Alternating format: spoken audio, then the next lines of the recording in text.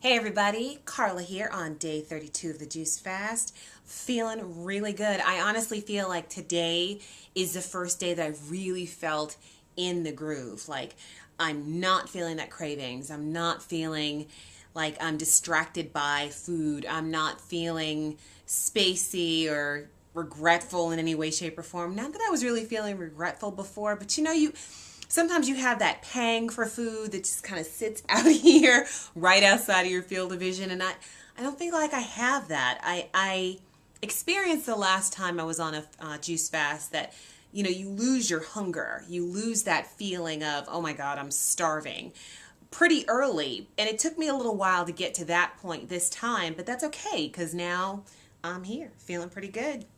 I want to talk today about Fat Joe.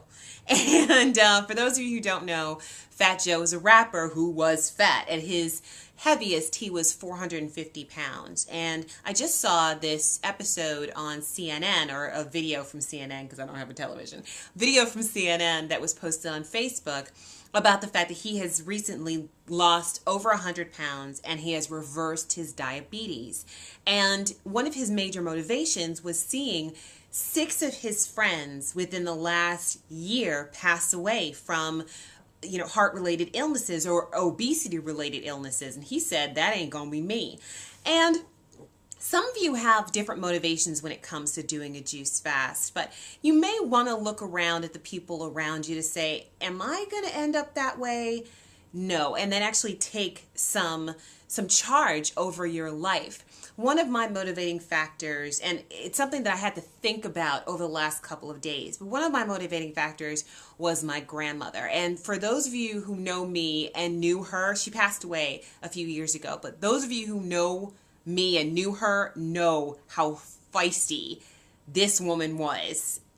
I mean, I don't think that actually feisty really covers it. It's a major understatement because she was mad feisty and just so wonderful. But she had heart disease and she had diabetes and several illnesses that kept her hospitalized and in a wheelchair up until her hospitalization. Then she was bedridden for a couple of years. She was bedridden. Now, towards the end of her life, she had decided that she had enough.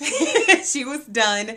She called me and she called the rest of my family and said, look, I'm finished here. It's been lovely, but I'm not having this pill taking anymore, this hospitalization. I'm done. We all, said, okay, if this is what you choose to do, then we're more than happy with that. So she stopped taking her pills. She was taking 17 different pills a day. It was insanity. She stopped taking her pills, and the doctors had warned her and warned us, and they said, well, if she stops taking her pills, she'll be dead in 10 days. She said, bet, that works for me. I'm finished with this process. I'm just not having it. So we would get this daily check-ins. It's day 2. It's day 6, and she was just ready to go. But day 10 came and went, and she would call and say, it's day 13. It's day 16, and she was getting more and more pissed because they had told her that she was going to be dead without these pills. So I go up to see her one day, and she's looking kind of beautiful. Like her skin was looking good, and her hair was looking good, and I was saying, Aunt Anita, you're looking kind of good there. And she said, I know, I don't understand what's happening.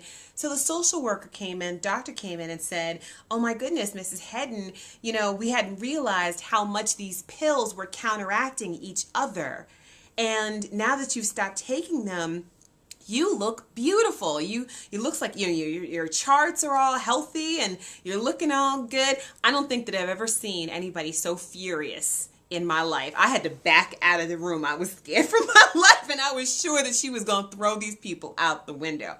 She was pissed. They had told her for years to take these pills. Years. 17 different pills a day. It was insanity. And now that she stopped taking the pills, she was all of a sudden getting better. She was furious. I don't think I've ever seen her that mad in my life. And it's funny now. Well, it was funny then too. But, it also makes me realize that I am not going to end up that way. Just like Fat Joe looked around at his friends and said, this is not going to be me. I am not, he said in his interview, I am not going to be laid up in a casket and have my daughter running around some funeral home. And I look at it the same way.